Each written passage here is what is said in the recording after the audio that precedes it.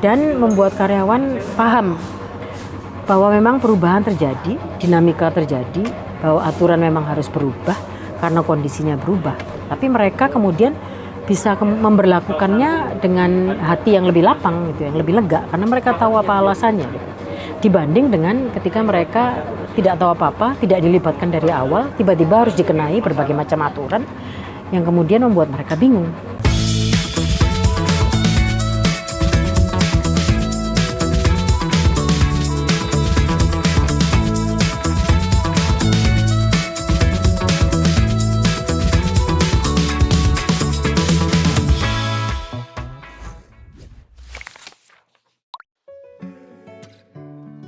Salam komunikasi.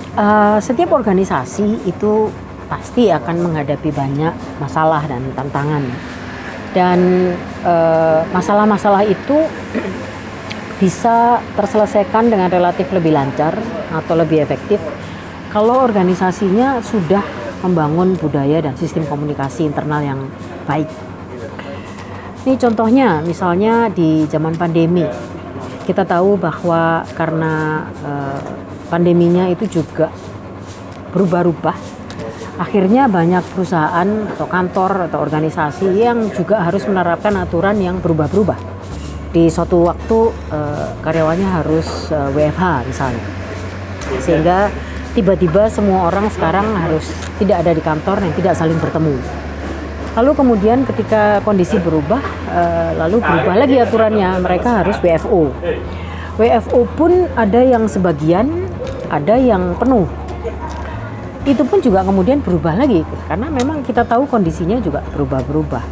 Nah, belum lagi ketika ada sanksi misalnya, aturan mengenai sanksi ketika orang terlambat atau tidak hadir gitu ya. Yang mungkin aturan yang lama menyaratkan bahwa mereka bisa beberapa hari sebelumnya misalnya menyampaikan keinginannya untuk cuti misalnya atau libur atau hal-hal lain yang mengakibatkan mereka tidak bisa bekerja.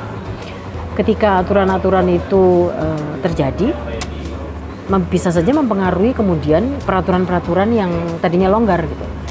Tiba-tiba ketika orang mau merencanakan tidak bekerja, syaratnya ternyata harus 1 hari sebelumnya misalnya. Belum lagi kalau ada aturan yang kontradiktif gitu, yang misalnya ada satu kementerian atau kebijakan yang mensyaratkan aturan tertentu.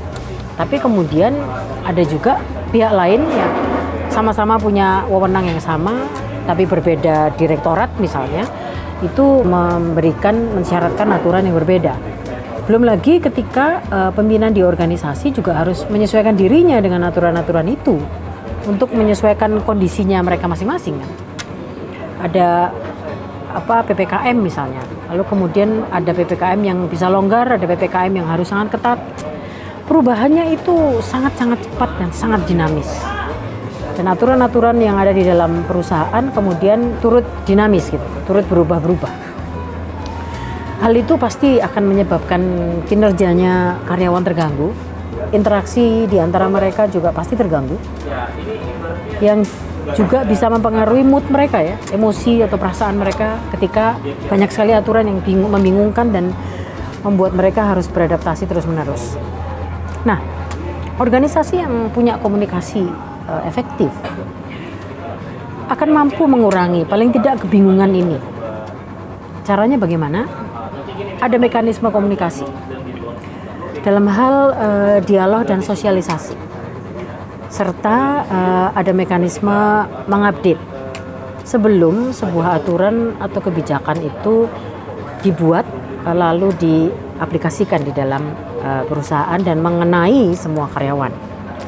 Karena ada ruang untuk memberikan umpan balik dulu, ada ruang di mana karyawan itu diberikan kesempatan untuk memberikan persetujuannya atau ketidaksetujuannya atau feedback lain terhadap aturan yang akan diberlakukan yang akan berpengaruh pada bagaimana mereka bekerja. Lalu juga ada saluran-saluran komunikasi yang sudah disepakati sebagai saluran yang paling efektif untuk bisa mensosialisasikan hal-hal ini atau harus menampung atau menyalurkan informasi-informasi yang bisa berubah secara dinamis, bisa berubah setiap saat. Ya. Juga ketika ada orang atau person in charge yang sudah mendapatkan kesepakatan dan persetujuan bahwa mereka adalah orang-orang yang dipakai sebagai rujukan atau koordinator informasi ketika ada situasi di mana aturan berubah, di mana informasi yang harus diupdate itu terjadi berkali-kali, sehingga memudahkan karyawan untuk bisa selalu mendapatkan informasi yang cepat dari orang yang tepat. Tapi juga sebelum aturan itu diberlakukan, mereka diberi ruang untuk menyampaikan suaranya, apakah mereka setuju aturan itu dibuat buat mereka. Lalu kalau tidak setuju, apakah mereka bisa memberikan masukan. Jadi ada dialog dua arah yang sehat, yang terpercaya, dan membuat karyawan paham bahwa memang perubahan terjadi, dinamika terjadi, bahwa aturan memang harus berubah karena kondisinya berubah. Tapi mereka kemudian bisa memberlakukannya dengan hati yang lebih lapang gitu, yang lebih lega, karena mereka tahu apa alasannya. Dibanding dengan ketika mereka tidak tahu apa-apa, tidak dilibatkan dari awal, tiba-tiba harus dikenai berbagai macam aturan yang kemudian membuat mereka bingung.